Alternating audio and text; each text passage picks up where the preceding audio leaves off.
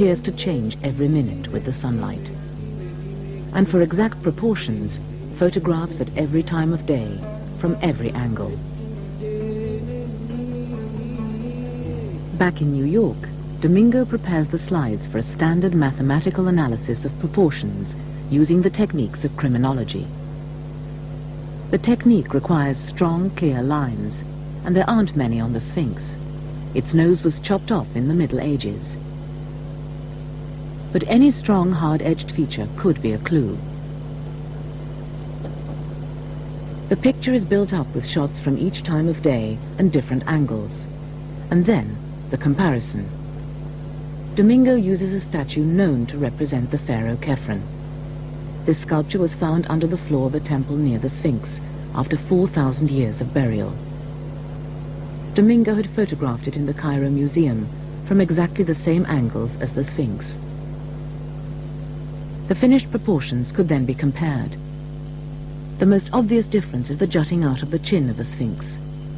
A line between the outside corner of the eye and the chin was a firm point on both faces.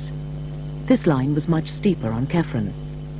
Its angle with the vertical was 14 degrees on Khephren, and on the Sphinx more than double that, 32 degrees.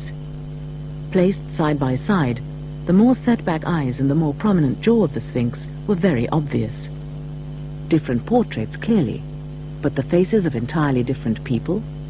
After going through all the measurements, angles, and proportions, it's my conclusion that the Great Sphinx of Giza is not the same individual that's represented in the statue of the pharaoh Khephren.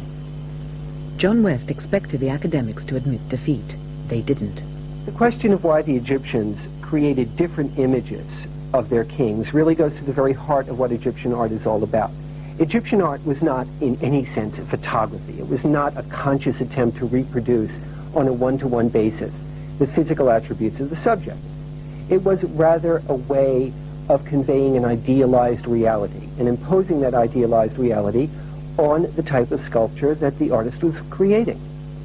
If a forensic scientist measures the proportions of the face of the Sphinx and then goes and measures the face of the Khephren statue in the Cairo Museum, of course he's going to come up with different measurements. He has to, because in one case he's dealing with a monumental sculpture and that is essentially horizontal in orientation, and in the other case a much more human-scaled image that is essentially vertical. So to say that because the two figures don't jibe and therefore can't represent the same person really attempts to impose modern standards on an ancient aesthetic, and an aesthetic that really can't be comprehended numerically, but can only be understood within the context of the culture that produced it. His theory is dismissed by the expert, nothing new for John West. But he campaigns on several fronts. He had another idea for a more solid proof that the Sphinx is older, to look at the rock of the statue itself.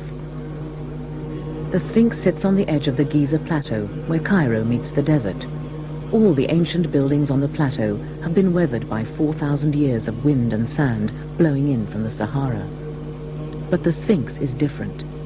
John West had noticed 15 years ago that the temples in front of the Sphinx and the statue itself seemed to be eroded in a very particular way, and more deeply than anything else around them.